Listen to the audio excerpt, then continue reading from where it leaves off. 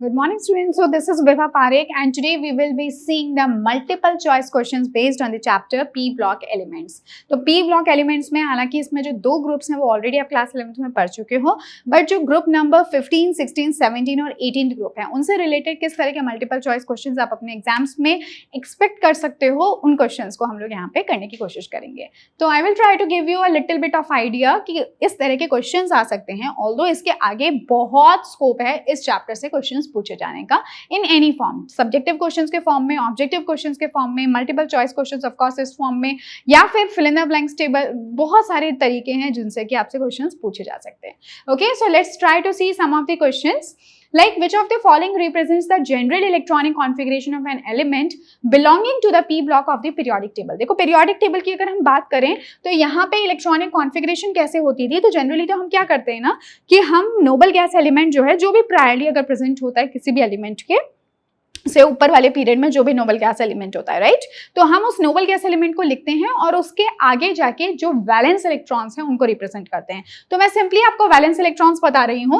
तो यहाँ पे जो भी आपका नोबल एलिमेंट है वो आ जाएगा, ठीक है, उसका नाम आप स्पेसिफाई करोगे. उसके बाद में NS2 NP. अब यहाँ पे जो इलेक्ट्रॉन्स है ना वो कहाँ से कहाँ हो सकते हैं, वो 1 से स्टार्ट होते हुए 6 तक जा सकते हैं, ठीक है. तो ये एक हमारी जनरल इलेक्ट्रॉनिक कॉन्फ़िगरेशन होती है. तो हम देख लेते हैं कि इनमें से कौन सा सही हो सकता है ऑप्शन. तो देखो 0 to 6 लिखा है, ये तो गलत हो गया. 1 to 6 है, यहाँ पे भी 1 to 6 है, यहाँ पे भी 1 to 6 है. तो मतलब तीनों में से कोई आंसर हो सकता है. बट अगर हम f ऑर्बिटल्स की बात करें और d ऑर्बिटल्स की बात करें तो क्या वो इन्वॉल्व होते हैं क्या यहाँ पे? वैलेंस इलेक्ट्रॉन्स में तो उनका कोई इन्वॉल्वमेंट नहीं होता. अगर वही होता तो हम तो उनको d ब्लॉक एलिमेंट्स या फिर f ब्लॉक एलिमेंट्स कहते हैं, क्योंकि लास्ट इलेक्ट्रॉन उनके अंदर जाता. बट ऐसा तो कुछ नहीं होता. इसका मतलब ये जो हमारा ऑप्शन है ना, सी ऑप्शन, वो सही होगा, क्योंकि यहाँ पे f में भी 0 इलेक्ट्रॉन्स है और d में भी 0 है. यानी हमारा जो मतलब है वो सिर्फ इस वाली कॉन्फ़िगरेशन से ही है. So the answer is C. What happens to the size of the atom of the elements of p block as we move from left to right in the same period? जैसे जैसे आप left to right move करते हो in the same period, तो आप क्या देखते हो, जैसे कि अगर ये मान लेते हैं कोई थर्ड पीरियड है, कोई भी पीरियड ले लो, आप सेकंड पीरियड ले लो. तो अगर मान लेते हैं कि एक सेकंड पीरियड है, तो जैसे जैसे आप लोग कार्बन से या फिर बोरॉन से आप जैसे जैसे आगे फ्लोरीन तक जाओगे, तो हम क्या देखते हैं कि वहां पे एक ही शेल के अंदर इलेक्ट्रॉन्स आते जा रहे हैं, जिसकी वजह से जो इफेक्टिव न्यूक्लियर चार्ज है वो काफी ज्यादा बढ़ जाता है. और इसी कारण से हम देखते हैं कि आयनाइजेशन एनर्जीज भी बहुत बढ़ जाती है from left to right. So the answer with respect to that of the size of the atom will be the decrease in size. So size decrease will be the answer. Which of the following compound can be used to obtain free nitrogen? यहाँ पे आपको कुछ molecules दे रखे हैं, इनमें से आप किसको यूज कर सकते हो नाइट्रोजन को बनाने के लिए. तो याद करो हम लोगों ने नाइट्रोजन की प्रिपरेशन की बात की थी. So this was one of the equation जो कि मैंने आपको बताया था, फर्स्ट मेथड ऑफ प्रिपरेशन, जिसमें कि आप अमोनियम क्लोराइड को सोडियम नाइट्रेट के साथ में रिएक्ट करवा सकते हो. So this will give you ammonium nitrite and NaCl. ठीक है, तो इसका मतलब हमने किसको यूज किया, सोडियम नाइट्राइट को. सो the answer will B NaNO2. How many stable isotopes does the nitrogen atom have? तो नाइट्रोजन के लिए मैं आपको बता दूं, आइसोटोप्स कौन होते हैं. आइसोटोप्स वो होते हैं जहां पे कि एटॉमिक नंबर तो सेम हो but mass number should be the different. ठीक है, तो अगर मैं आइसोटोप बताऊं तो ये क्या होता है कि Z तो सेम हो, यानी कि एटॉमिक नंबर तो सेम हो बट जो एटॉमिक मास हो वो डिफरेंट हो. ऐसी स्पीशीज को हम क्या कहते हैं, इनको हम कहते हैं आइसोटोप्स. तो अगर हम नाइट्रोजन की बात करें ना, तो नाइट्रोजन के दो आइसोटोप्स होते हैं, तो N15 और एक होता है N14. ठीक है, जिसमें जो सबसे ज्यादा अबंडेंट है, सॉरी N14 ज्यादा अबंडेंट है, N14 एंड N15. ठीक है, ये एटॉमिक मास के रिस्पेक्ट में कह रहे हैं. So this is most abundant, लेकिन नाइट्रोजन 15 भी प्रेजेंट होता है. ठीक है, तो ये इसका आंसर हो जाएगा 2. What is the chemical formula of ammonia? ये तो बहुत ही सिंपल है ना, ये तो हम जानते हैं, ये तो बहुत ज़्यादा ही सिंपल क्वेश्चन आ गया. So what kind of smell is ammonia recognized by? Ammonia की स्मेल किस तरह से होती है? तो अमोनिया की स्मेल जो होती है ना, बहुत ही पंजेंट सी, तीखी सी स्मेल होती है. ठीक है, तो यहाँ पे हम देख लेते हैं. सो द आंसर विल बी, यहाँ पे देखो पंजेंट ही लिख रखा है, बहुत तीखी सी स्मेल होती है, मतलब अच्छी तो बिल्कुल नहीं होती है, प्लेजेंट स्मेल नहीं होती. ठीक है, फिर what is the range of oxidation state shown by nitrogen in its oxides. तो देखो याद करो हम लोगों ने नाइट्रोजन की सारे के सारे जो हैं कहीं ना कहीं डिफरेंट डिफरेंट फॉर्म्स हैं ये इसकी, सिर्फ ऑक्साइड्स तो नहीं है यहाँ पे, और भी चीजें हैं। तो यहाँ पे आप क्या देख रहे हो कि अगर हम इनके ऑक्सीडेशन स्टेट नाइट्रोजन ऑक्साइड्स में बात करें तो ये सारे के सारे नाइट्रोजन के ऑक्साइड्स हैं, ठीक है। यहां से लेकर यहां तक अगर देखो तो सारे के सारे कौन है, ऑक्साइड्स ही तो हैं। तो ऑक्साइड्स में ऑक्सीडेशन स्टेट आपको +5 +4 +3 +2 और +1 तक मिल रही है, यानी +1 से +5 तक। सो the answer will B +1 to +5, ठीक है।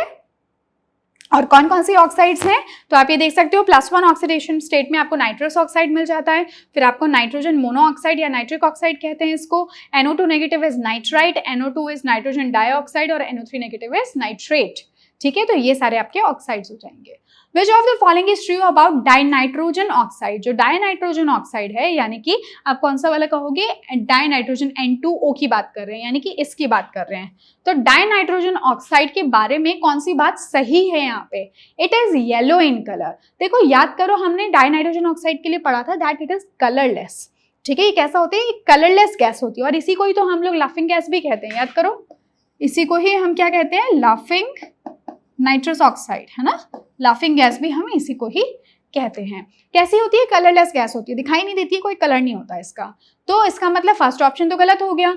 The oxidation state of nitrogen is +5, वो तो नहीं है। देखो नाइट्रोजन डाइनाइट्रोजन ऑक्साइड का एक बार निकाल के देख लो खुद से ही।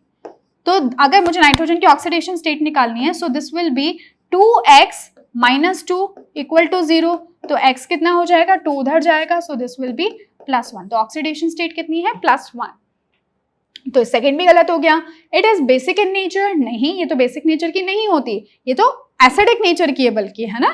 और कलरलेस गैस है, तो ये बिल्कुल सही बात है कि ये गैस कैसी होती है, कलरलेस होती है। यहाँ पे भी आप देख सकते हो, so the gas is colourless. उसके अलावा भी और गैसेस हैं, बट हमसे पूछा किसके बारे में गया, डाइनाइट्रोजन ऑक्साइड के बारे में। उसके अलावा जैसे अगर नाइट्रोजन डाइऑक्साइड की बात करो तो वो ब्राउन कलर की गैस होती है, और अगर N2O3 डाइनाइट्रोजन ट्राइऑक्साइड की अगर हम बात करें सो इट इज ब्लू सॉलिड और लिक्विड, ठीक है। Which of the following is not an oxo acid of the nitrogen. इनमें से कौन नाइट्रोजन का ऑक्सो एसिड नहीं है, यानी ऑक्सो एसिड्स वो होते हैं जिसके अंदर नाइट्रोजन के साथ में डबल बॉन्ड O तो एटलीस्ट प्रेजेंट हो ही हो, ठीक है। उसके अलावा H हाइड्रोजन के साथ OH टाइप की बॉन्डिंग भी प्रेजेंट हो, बट एटलीस्ट ऑक्सो बॉन्डिंग जो है वो तो होनी चाहिए। तो कौन है इनमें से, तो देखो ये सारे के सारे आपके सामने मैंने लिख रखे हैं the oxo acids of nitrogen. तो इसमें आपका हो गया हाइपोनाइट्रस एसिड, नाइट्रस एसिड, पर नाइट्रस एसिड, नाइट्रिक एसिड और पर नाइट्रिक एसिड, ठीक है। तो कौन कौन है, देखो नाइट्रिक एसिड तो है, नाइट्रस एसिड भी है, हाइपोनाइट्रस एसिड भी है, बट हाइपोनाइट्रिक एसिड जैसा कुछ भी नहीं होता। देखो कहीं पे नहीं दिख रहा ना हमें, हाइपोनाइट्रिक एसिड कुछ नहीं होता, पर नाइट्रिक एसिड हो सकता है। फिर है which of the following is true regarding the nitric acid. Nitric acid के बारे में इनमें से कौन सी बात सही है, it is a strong reducing agent, ठीक है। देखो HNO3 है, NOOOH, ठीक है, यही होगा इसका स्ट्रक्चर। तो ये हो गया हमारा HNO3। तो क्या ये एक स्ट्रॉन्ग रिड्यूसिंग एजेंट है, देखो ये बहुत स्ट्रॉन्ग एसिड होता है। एसिड है इसका मतलब बहुत इजीली अपने H+ आयंस दे सकती है, यानी कि HNO3 एक बहुत स्ट्रॉन्ग एसिड है, तो ये क्या कर सकती है, इजीली अपने H+ आयंस डोनेट कर सकती है, एंड NO3 नेगेटिव। अब कोई भी ऐसी स्पीशीज जो कि H+ आयन देता है तो क्या वो रिड्यूसिंग एजेंट होता है या वो एक ऑक्सीडाइजिंग एजेंट होता है। सो बेसिकली वो क्या है, एक आपका H+ आयंस का देना, right. So this is acid, this shows the acidic behaviour, acidic behavior, a strong acidic behavior of the nitrogen। लेकिन अगर हम reducing और oxidizing agents के respect में कहें तो जो अपने electrons जो किसी और से electrons ले, यानी वो तो खुद को तो reduce कर देगा और दूसरों के लिए oxidizing agent हो जाएगा। और अगर कोई ऐसी species है, कोई इसके पास lone pairs हैं क्या electrons देने के लिए, कि क्या ये अपने electrons किसी को दे सकता है, इसके पास तो lone pairs ही नहीं है, तो इसका मतलब ये दूसरों को reduce नहीं कर सकता, राइट। इसका मतलब ये एक reducing agent नहीं हो सकता। So which of the following is true, तो ये रिड्यूसिंग एजेंट तो नहीं है. So it is a weak oxidizing agent, हाँ वो हम कह सकते हैं, बिकॉज नाइट्रोजन के ऊपर अगर आप देखो तीन ऑक्सीजन और 2 ऑक्सो बॉन्ड्स हैं, जिसकी वजह से इसकी जो खींचने की टेंडेंसी है, इलेक्ट्रॉन्स को अट्रैक्ट करने की टेंडेंसी है, that is very high. So that's why it is an oxidizing agent. This can oxidize others but can reduce itself. So yes, the answer will be weak oxidizing agent. Its basicity is unity. ये तो गलत है, basicity की तो बात ही नहीं हो रही है, तो acidic nature का होता है. It is non-planar in its gaseous state. ठीक है, तो हमारा यहाँ पे सही ऑप्शन कौन हो जाएगा? It is a weak oxidizing agent. Which allotrop of phosphorus is the most stable? हमने 3 allotrops देखे थे phosphorus के लिए, white phosphorus, red phosphorus और black phosphorus, जिसमें हमने देखा था white phosphorus सबसे ज्यादा रिएक्टिव होता था और black phosphorus सबसे कम रिएक्टिव होता था. ऑक्सीजन से भी वो रिएक्ट नहीं करता था अगर ऑक्सीजन के सामने उसको एक्सपोज कर दिया जाए तो इसका आंसर हमारा black phosphorus हो जाएगा. फॉस्फीन जो होता है वो तो बहुत ही रिएक्टिव और पॉइजनस गैस होती है. ठीक है, So which allotrope of the phosphorus is the most reactive? तो अभी मैंने आपको बताया white phosphorus will be the answer. Which of the following is not true about phosphine? इनमें से कौन सी बात phosphine के लिए ठीक नहीं है? देखो phosphine जो है कलरलेस गैस है, सही बात है. Phosphine has a रॉटन fish smell, ये भी सही बात है, इसमें बहुत अनप्लीजेंट स्मेल होती है. फॉस्फीन जो है वो इनफ्लेमेबल नहीं होता, यानी कि वो आग नहीं पकड़ता, कंबस्टेबल नहीं है, but and it is also highly poisonous. तो इसका मतलब ये गलत है, उसके अलावा बाकी सब सही है. Phosphine is prepared from which of the following methods? by reacting calcium phosphide with the water or dilute HCl. याद करो, इसका तो हमने एप्लीकेशन पार्ट भी देखा था कि जब कभी भी कोई शिप्स एक्सीडेंट, किसी शिप का या किसी बोट का एक्सीडेंट हो जाता था, पहले कन्वेंशनली यूज करते थे, तो ऐसे में वहां पे टैंक्स रखे होते थे जिनमें कैल्शियम फॉस्फाइड होता था और कैल्शियम फॉस्फाइड पानी के कॉन्टेक्ट में आने पर फॉस्फीन गैस बना देता था. राइट, तो ये तो वही वाला एग्जाम्पल हो गया. So obviously the answer will B bye reacting calcium phosphide with water and dilute HCl. और इक्वेशन आपके सामने यहाँ पे दे रखी है. कैल्शियम फॉस्फाइड अगर वाटर के साथ रिएक्ट करेगा तो कैल्शियम हाइड्रोक्साइड और फॉस्फीन बन जाएगा, बहुत पॉइजनस गैस है. और कैल्शियम फॉस्फाइड अगर HCl के साथ रिएक्ट करेगा तो भी क्या बना देगा? फॉस्फीन बना देगा. ठीक है, और ये जो फॉस्फीन गैस होती है ना, इसका एक ब्राउन सा कलर होता है, जिसकी वजह से जैसे ही फॉस्फीन का धुआं वहां पे उड़ता है पानी में, समुद्र में, तो लोगों को पता चल जाता है, लाइट हाउस से या जो कोई भी दूसरी शिप है उसको पता चल जाता है कि कोई और शिप को रेस्क्यू की जरूरत है. ठीक है, okay. Which of the following reacts with PCl3 to form PCl5? देखो इसका तो हमने देखा था, अगर PCl3 से आप PCl5 बनाना चाहते हो तो आपको कोई क्लोरीन का सोर्स देना पड़ेगा, तो वो होता है Cl2, जिससे कि आप PCl5 बना सकते हो. ठीक है, so the answer will be Cl2. Which of the following statement regarding PCl3 is false? इनमें से PCl3 के लिए कौन सी बात गलत है? PCl3 forms यानी phosphorus trichloride forms metal chlorides on heating with finely divided metals. सही बात है. PCl3 does not react with organic compounds. ये organic compounds के भी साथ react करती है एंड मैंने आपको बताया था that it is a very good chlorinating agent. यानी कि अगर आपको किसी organic reaction या inorganic reaction में अगर क्लोरीन सप्लाई करनी है, अगर आपको क्लोरीन देना है, क्लोरीन का कोई सब्स्टिट्यूट बनाना है, so for that you can use PCl3. PCl3 chlorinating agent होता है बेसिकली. तो देखो यहाँ पे मैंने आपको कुछ रिएक्शंस भी दिखा रखे हैं, जैसे कि बेंजीन है, तो बेंजीन अगर PCl3 और AlCl3 के साथ में रिएक्शन करता है तो कुछ इस तरह से आपको मॉलिक्यूल मिल सकता है जो कि थोड़ा अनस्टेबल है, तो बाद में जाके आप क्या देखोगे कि यहाँ पे क्लोरीन आके अटैच हो जाएगा. इसी तरह से यहाँ पे अगर इसको POCl3 से फर्दर अगर इसको हीट कर दिया जाए तो PCl2 बन जाता है.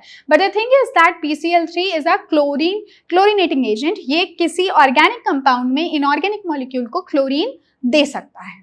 ठीक है, तो ये कहना तो गलत है that it does not react in the with the organic compound. PCl3 colourless pungent smelling liquid है और PCl3 बॉइल्स एट 347 केल्विन. ये सारी बातें सही है. Which of the following is incorrect about hypophosphorus acid? Hypophosphorous acid के बारे में कुछ क्या चीज गलत है? It is also called phosphonic acid. पढ़ा था हम लोगों ने, है ना, इसको फॉस्फोनिक एसिड भी कहते हैं, तो ये तो सही है. The oxidation state of phosphorus is +1. नहीं, फॉस्फोरस की +1 ऑक्सीडेशन तो होती ही नहीं है. इट इज मोनोबेसिक, ये भी बात गलत है. ठीक है, और it is represented by the formula H3PO2. So the answer will be A. इसको आप जरूर एक बार खुद से ट्राई करके देखना है, इसका एक बार मॉलिक्यूलर फॉर्मूला जो है उसको लिखना और ट्राई करना है इसका स्ट्रक्चर बनाने की. अगर आप स्ट्रक्चर बना लोगे so rest of the answers you will easily get. Clear? What is the range of the oxidation state shown by phosphorus in its oxo acid? जो phosphorus है उसके अंदर कौन कौन सी ऑक्सीडेशन स्टेट्स आपको देखने को मिलती है उनके ऑक्सो एसिड्स में. So that will be from +1 to +5. Okay? Okay. So which of the following elements does not belong to group number 16 of the periodic table? Group number 16 में कौन नहीं प्रेजेंट है? तो देखो ग्रुप नंबर 16 तो oxygen की family होती है, तो कौन कौन होते हैं इसमें? ये सभी एलिमेंट्स होते हैं, है ना. तो अब देख लेते हैं इनमें से कौन यहाँ पे प्रेजेंट नहीं है.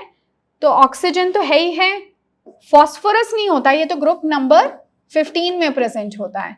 सल्फर भी होता है और सेलेनियम भी प्रेजेंट है.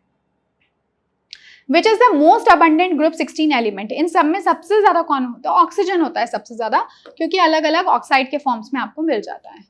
Which of the following is the most abundant non-metal in the Earth's crust? तो अर्थ क्रस्ट के अंदर भी आपको सबसे ज्यादा ऑक्सीजन ही मिलेगा, क्योंकि ऑक्साइड के फॉर्म में प्रेजेंट रहता है. सिलिकॉन भी हो सकता था, but silicon is not a non metal, it is a metalloid. ठीक है. What is the source of obtaining oxygen industrially? Oxygen आपको अगर चाहिए इंडस्ट्रीज में तो उसका सोर्स हो सकता है एयर, क्योंकि हमें पता है एयर में 21% ऑक्सीजन है, जो कि बहुत अच्छा सा खासा अमाउंट है. तो इंडस्ट्रीज में जब हमें ऑक्सीजन की जरूरत होती है ना, तो हम ऑक्सीजन कहाँ से लेते हैं? एयर से लेते हैं. What type of oxide is formed by the metals? ठीक है, जो मेटल्स हैं वो किस तरह के ऑक्साइड्स बनाते हैं? सो मेटल्स, देखो मेटल्स जो होते हैं ना आपके, मेटल्स फॉर्म करते हैं बेसिक ऑक्साइड्स. ठीक है. बेसिक ऑक्साइड्स का मतलब ये हुआ कि इनके जो ऑक्साइड्स होते हैं, अगर आप उनको पानी में डालोगे तो आपको कोई बेस मिलेगा. जैसे कि अगर मैं एग्जांपल के लिए आपको बताऊं, लेट्स से Na2O. ठीक है. अगर इसका रिएक्शन वाटर के साथ में करा दें तो क्या मिलेगा आपको? NaOH मिल जाएगा, है ना. NaOH मिल जाएगा. तो NaOH क्या है? ये एक बेस है. तो इसलिए हमने इसको क्या बोल दिया कि जो मेटल्स होते हैं वो बेसिक ऑक्साइड्स देते हैं. अगर वो बेसिक ऑक्साइड्स देते हैं तो pH इनके लिए क्या होगा? बेसिक है ना, तो बेसिक ऑक्साइड्स देंगे तो बेस बनाएंगे. तो pH यानी क्या होना चाहिए? ग्रेटर देन 7 होना चाहिए. ठीक है इतनी बात. अब देख लेते हैं हमारा question. So what type of oxide is formed by the metal? तो oxides with pH equal to 7 यानी कि न्यूट्रल तो नहीं होता, तो ये तो गलत है. Oxides with pH greater than -log10 of 1 into 10 to the power -7. अब देखो ये हमें करके देखना पड़ेगा. देखो pH इक्वल टू अगर मैं लिख देती हूँ, या फिर ग्रेटर ही लिख देते हैं, -log10 1 into 10 to the power -7. इसको सॉल्व करके अगर मैं देखूँ, so this will be -log10 plus क्या हो जाएगा? Sorry, -log10 to the power -7. इस तरह से हो जाएगा. अब देखो log10 of 1 ये तो 0 होता है. ठीक है. और ये माइनस है, ये यहाँ पे ये जो एक्सपोनेंट है जो कि 10 की पावर है वो भी जब आगे आ जाएगी, so this will become -7. So this will become how much? Okay. So this will become +7. But यहाँ पे इसका मतलब क्या हो गया? pH is greater than that of 7. So the answer will be the option B. ठीक है. इस तरह से आप इसको सॉल्व कर लोगे. What type of oxide is formed by the non-metals? अब देखो जो मेटल्स थे वो बेसिक ऑक्साइड्स बना देते थे, तो नॉन मेटल्स कैसे बनाएंगे? Acidic oxides. ठीक है. तो इसका आंसर हो जाएगा oxides with pH equal to 7 गलत है. एम्फोटेरिक ऑक्साइड गलत है. Oxides with pH greater than 7 गलत है. ऑक्साइड विच आर एसिडिक, जिनके लिए pH की वैल्यू लेस देन 7 हो जाएगी. ठीक है. What is the chemical formula structure of the ozone? Ozone का कौन सा इनमें से स्ट्रक्चर है? ठीक है. तो ये मैंने आपको ओजोन का रेजोनेटिंग स्ट्रक्चर्स जो हैं वो यहाँ पे दे रखे हैं, तो आप यहाँ से मैच भी कर सकते हो. अदरवाइज हमें पता है कि जो ऑक्सीजन है, जितने भी तीनों ऑक्सीजन है उनका ऑक्टेट कंप्लीट होना चाहिए. फॉर्मल चार्जेस इस तरह से गिवन हो. ठीक है. तो यहाँ पे अगर हम लोग देखें तो यहाँ पे देखो 1 2 3 4 5 6 7 8. ठीक है. ऑक्टेट कंप्लीट है. फिर यहाँ पे अगर हम देखें 1 2 3 4 5 6 7 8, इसका भी ऑक्टेट कंप्लीट है. यहाँ पे 1 2 3 4 5 6 7 8. ठीक है. तो इसका मतलब करेक्ट आंसर हमारा यही होगा. और आपको पता होगा कि चार्जेस का सेपरेशन नहीं होता. अगर आप सेपरेटिंग चार्जेस में अगर देखोगे ना, तो ऐसे में जो ऑक्टेट है वो कंप्लीट नहीं होगा. और ये भी इसलिए नहीं हो सकता क्योंकि यहाँ पे ऑक्टेट से ज्यादा इलेक्ट्रॉन्स ऑक्सीजन के पास आ गए, जो भी गलत है. तो आंसर क्या हो जाएगा? A. Which of the following method is use to form ozone from oxygen? तो ऑक्सीजन से ओजोन बनाने के लिए we have to use silent discharge, ठीक है। ये हम लोगों ने देखा भी था कि साइलेंट इलेक्ट्रिक डिस्चार्ज जो है वो हमें यूज में लेना पड़ता है, क्योंकि जैसे ही वो ऑक्सीजन के कांटेक्ट में आता है तो यहाँ पे मतलब बर्निंग स्टार्ट हो सकती है। तो हमें बहुत साइलेंट वे में, बहुत धीरे से, सिंपल तरीके से, बिल्कुल साइलेंटली हमें यहाँ पे ऑक्सीजन से ओजोन बनानी होती है, क्योंकि ओजोन की अगेन टेंडेंसी क्या होती है, ऑक्सीजन ही फॉर्म कर देने की, because it is not stable on the earth, ठीक है। What is the chemical structure and formula of the sulfur? ठीक है, तो सल्फर के लिए आपको पता होगा कि जो सल्फर है वो S के फॉर्म में एग्जिस्ट नहीं करता, इट हैज सम कैटिनेटिंग प्रॉपर्टी, और ये S8 के फॉर्म में एग्जिस्ट करता है। और जो S8 होता है इसका कैसा स्ट्रक्चर होता है, क्राउन शेप, इसका होता है क्राउन शेप, क्राउन जैसा इसका स्ट्रक्चर होता है, ठीक है। तो ये आपको क्राउन जैसा स्ट्रक्चर दिखाई दे रहा है, तो बस देख लेते हैं हमारा क्या आंसर होगा। सो क्राउन शेप S8 इसका formula, so this will be the answer. Which characteristic of crude petroleum is the consequence of sulfur? Which characteristic of crude petroleum is consequence of sulfur? ठीक है, तो ये इसका आंसर ओके विच, ठीक है। Crude petroleum जो है उसका क्या कैरेक्टरिस्टिक क्या है क्रूड पेट्रोलियम की, जिसकी is a consequence of sulphur, जो कि सल्फर से आपको मिलता है, उसके लिए कैरेक्टरिस्टिक ऑफ क्रूड पेट्रोलियम क्या है। सो बेसिकली क्या होता है कि क्या वो एसिडिक होता है, क्या वो सोरनेस, मतलब कि उसमें मतलब आपको एक स्मेल टाइप की आएगी, एसिडिक स्मेल, क्योंकि यहाँ पे ऑलरेडी एसिडिक स्मेल है ना, उस तरह का होगा। क्या वो एल्कलाइन काइंड ऑफ होगा, या फिर उसका एक बहुत ही फूल ऑर्डर, बहुत ही गंदा सा ऑर्डर होगा। तो एक्चुअली इसका आंसर मे भी हो सकता है आपको ना पता हो, बिकॉज इस तरह का क्वेश्चन हम लोगों ने कंटेंट में तो नहीं देखा था, but yes the answer would be soreness, ठीक है। तो इसको आप चाहे तो ध्यान रख सकते हो, otherwise it is not so important. What is the chemical formula of sulfur dioxide? Sulphur dioxide का, ये देखो बहुत सिंपल सा क्वेश्चन है। सल्फर डाइऑक्साइड का फॉर्मूला ये होता है, और इसका जो स्ट्रक्चर है वो कुछ इस तरह से होगा। इसका स्ट्रक्चर कार्बन डाइऑक्साइड जैसा नहीं होता, हालांकि फॉर्मूला उससे मिलता जुलता है, लेकिन ऐसा नहीं होता। तो यहाँ पे एक लोन पेयर भी प्रेजेंट है। तो अगर आपसे कभी कोई पूछे कि क्या ये लीनियर स्ट्रक्चर है, so no it is not linear, it is trigonal planar structure, ठीक है। तो ये हमें ध्यान रखना होता है, क्योंकि ओजोन से मिलता जुलता मॉलिक्यूल है ना। Okay, so which of the following causes the acid rain? So जो एसिड रेन होती है वो किसकी वजह से होती है, सल्फ्यूरस एसिड की वजह से। ये आपको पता ही होगा, सल्फर के जो ऑक्साइड्स होते हैं वो वहां पे सल्फ्यूरिक एसिड फॉर्म कर लेते हैं, एयर में किसी कॉन्टेक्ट में आके एसिडिक होती है रेन इस वजह से। और ये जो सल्फ्यूरस एसिड है, ठीक है, सल्फ्यूरस एसिड का मतलब हो गया H2SO3। ये जो H2SO3 होती है, ये सल्फ्यूरिक एसिड जितनी स्ट्रॉन्ग तो नहीं होती, but still it is acidic in nature. और इसी वजह से जब ये रेन यहाँ पे जमीन पे पड़ती है तो उसके साथ में सल्फ्यूरस एसिड भी पानी के साथ में मिलते हुए घुल कर जमीन पे आ जाती है, और जिसकी वजह से जितने भी प्लांट्स हैं, एनिमल्स हैं, इवन अगर आपके ऊपर भी पड़ जाए तो स्किन रैशेस हो सकते हैं। तो ये काफी डेंजरस हो सकती है अगर ज्यादा अमाउंट में उसके अंदर एसिड का कॉन्सेंट्रेशन हो तो, right. So this is what H2SO3. What class of compounds do the oxygen based compounds of sulfur represent? ठीक है, जो आपके कौन से ऑक्सीजन बेस्ड कंपाउंड्स हैं सल्फर के, वो किस तरह के होते हैं। देखो मैंने अभी सल्फर का एक कंपाउंड तो आपको बताया ही था, जैसे सल्फर डाइऑक्साइड है, तो ये आपके किस तरह के होते हैं। तो इनका नेचर कैसा होता है, एसिडिक नेचर होता है, ये आप ध्यान रख सकते हो। फाइन, तो ये एसिड्स होते हैं, जैसे कि H2SO3 हो गया, H2SO4 हो गया, तो ये सब कैसे एसिडिक नेचर के हैं, ठीक है। Which of the following is the most popular oxo acid of the sulfur? Sulphur का सबसे ज्यादा पॉपुलर जो ऑक्सो एसिड है वो सल्फ्यूरिक एसिड है। इसको हम किंग ऑफ केमिकल्स भी कहते हैं, किंग ऑफ केमिकल्स भी कहते हैं, ठीक है। Then What is the first step involved in forming sulfuric acid through contact process? देखो याद होगा आपको, कॉन्टैक्ट प्रोसेस बहुत इंपॉर्टेंट है, जो कि किसके लिए काम में लिया जाता है, H2SO4 यानी कि सल्फ्यूरिक एसिड के मैन्युफैक्चर के लिए। तो यहाँ पे 3 स्टेप्स इन्वॉल्व होते हैं, ठीक है। फर्स्ट स्टेप में तो आप SO2 फॉर्म करते हो, सेकंड स्टेप में आप SO2 से SO3 फॉर्म करते हो in the presence of vanadium oxide, और थर्ड स्टेप में आप क्या करते हो कि ओलियम बनाते हो। और बेसिकली एक फोर्थ स्टेप और होता है जिसमें कि ओलियम के अंदर हम वाटर को डालते हैं, जितनी भी कॉन्सेंट्रेशन का हमें H2SO4 चाहिए। तो ये 4 स्टेप्स होते हैं। हालांकि इन्होंने हमसे फर्स्ट स्टेप के बारे में पूछा है, सो conversion of SO2 to SO3 नहीं, ये तो सेकंड स्टेप है। और ये वेनेडियम ऑक्साइड के प्रेजेंस में होता है। बर्निंग ऑफ सल्फर और roasting sulphide ores to generate SO2। तो ये हो जाएगा हमारा आंसर। आप यहाँ पे देख भी सकते हो कि कौन कौन से 3 स्टेप्स हैं।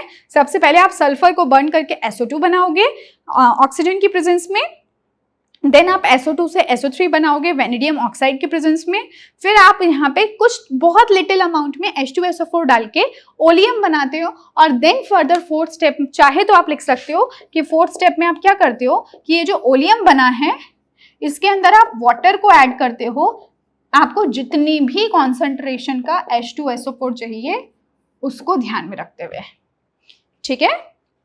What is the catalyst used in the contact process in the conversion of sulfur dioxide to sulfur trioxide? तो अभी मैंने आपको बताया अगर आपको ये स्टेप करना है यानी सल्फर डाइऑक्साइड में ऑक्सीजन मिला के अगर आपको सल्फर ट्राइऑक्साइड बनाना है, राइट, आप इसको बैलेंस करके देख सकते हो। So basically for this you will have to use vanadium pentoxide V2O5, जिसमें अगर आप देखो तो वेनेडियम अपनी कौन सी ऑक्सीडेशन स्टेट में है, +5 हाईएस्ट ऑक्सीडेशन स्टेट में है, ठीक है। ये ऐसे लिख सकते हो आप इसको +5 ऑक्सीडेशन स्टेट में, यानी वेनेडियम के अंदर अभी एक भी इलेक्ट्रॉन प्रेजेंट नहीं है, एम्प्टी फील्ड है ये, ठीक है। Which of the following element is most reactive? इन सब में सबसे ज्यादा रिएक्टिव कौन है? जो सबसे छोटा होगा, जो सबसे ज्यादा इलेक्ट्रोनेगेटिव होगा वही सबसे ज्यादा रिएक्टिव भी होगा। तो अगर रिएक्टिविटी की बात की जाए तो fluorine is the most reactive. What is the molecular mass of the chlorine? Chlorine का जो मॉलिकुलर मास होता है, अब देखो इस तरह के कभी क्वेश्चन आ जाते हैं ना तो हम खुश हो जाते हैं कि तो बहुत सिंपल क्वेश्चन है, बट एक्चुअली हम इसमें गलती क्या कर देते हैं कि हमें एक क्लोरीन का मास तो पता है 35.5 ग्राम पर मोल होता है, राइट, लेकिन हमें पता है कि नॉर्मली क्लोरीन Cl2 के फॉर्म में एग्जिस्ट करता है यानी डायटोमिक फॉर्म में। तो आपको क्या करना होगा 2 × 35.5 करना होगा, इसका मतलब आंसर हमारा 71 हो जाएगा, 71 ग्राम पर मोल, ठीक है। तो आंसर क्या हो जाएगा ग्राम किलोग्राम, यहाँ पे किलोग्राम किलो मोल में तो कोई बात नहीं, वो तो 1000 वैसे 10⁻³ आपस में कैंसिल हो जाएंगे तो कोई दिक्कत नहीं है, आंसर आपका ये आ जाएगा। अब इसी को ही चाहे तो आप 71 किलोग्राम भी लिख सकते हो, पर ऐसे में ये भी किलो मोल होगा, ठीक है, एक ही बात है। फिर है पार्शियल हाइड्रोलिसिस ऑफ XeF6, जो आपका जिनॉन का फ्लोराइड है, कौन सा, हेक्सा फ्लोराइड, अगर उसका पार्शियल हाइड्रोलिसिस करते हैं तो आप ये देख रहे हो पार्शियल हाइड्रोलिसिस करते हैं तो ऐसा कुछ मिलता है हमें, पार्शियल हाइड्रोलिसिस अगर हम करें XeF6 का तो हमें उससे XeOF4 मिल जाता है, और फर्दर अगर उसका हम हाइड्रोलिसिस करें मतलब कंप्लीट हाइड्रोलिसिस करें तो हमें XeO2F2 मिल जाता है, लेकिन पार्शियल हाइड्रोलिसिस से हमें क्या मिल रहा है XeOF4, so this will be the answer, ठीक है। और साथ में आपको हाइड्रोजन फ्लोराइड भी मिल जाता है जो कि एसिड है। Why does fluorine form only one oxo acid? जो फ्लोरीन है वो सिर्फ एक ही ऑक्सो एसिड क्यों बनाता है?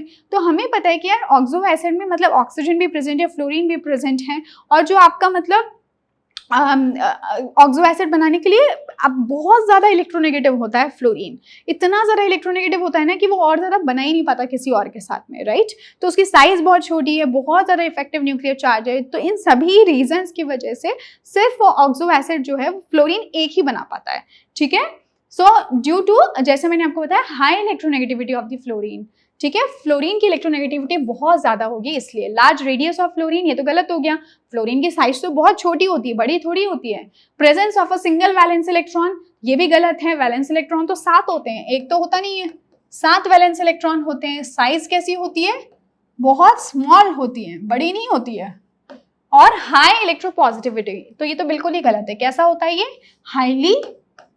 हाईली इलेक्ट्रोनेगेटिव होता है, पॉजिटिव थोड़ी होता है। So the answer will B high electronegativity of fluorine.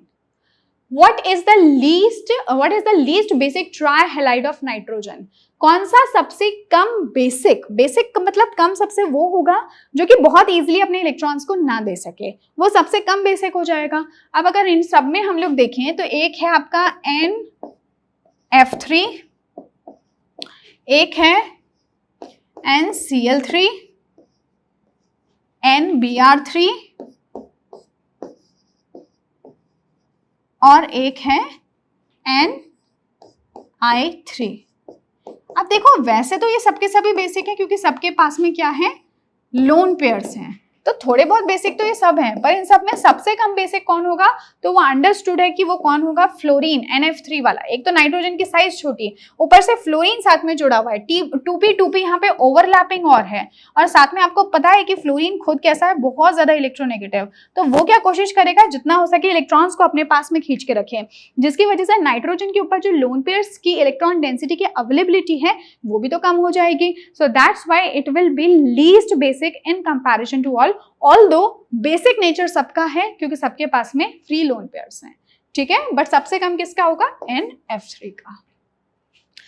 Then the last question is helium is preferred to be used in balloons instead of hydrogen because it is, जो helium है आपने सुन रखा होगा कि जो बलून्स होते हैं ना, जो गुब्बारे होते हैं बड़े बड़े जगहों पे यूज में लिए जाते हैं, तो वहां पे हीलियम के गुब्बारे तो सुने होंगे आपने, पर हाइड्रोजन के तो नहीं होते, है ना। तो इसका क्या रीजन है, helium is preferred to be used in balloons instead of hydrogen, जबकि हमें पता है कि हाइड्रोजन का एटॉमिक मास कम है, इसका मतलब हाइड्रोजन ज्यादा हल्का है, तो इसका मतलब वो ज्यादा अच्छे से आ सकता था बलून में, but the reason is that hydrogen is also combustible, यानी कि ऑक्सीजन के कांटेक्ट में आते ही थोड़ी सी गर्मी होगी तो उसमें फट सकता है, बर्स्ट हो सकता है, आग लग सकती है, बट हीलियम में ऐसा कुछ नहीं होता because helium is Nobel in nature, ठीक है।